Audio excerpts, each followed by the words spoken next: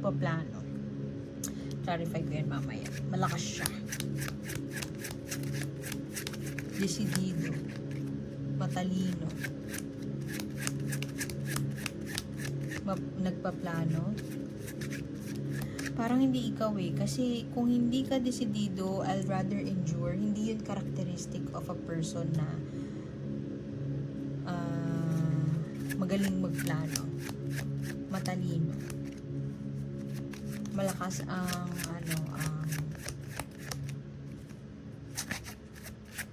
alam mo yung willpower. Kung saan niya nilagay yung utak niya, gagawin niya lahat para maisakatuparan niya.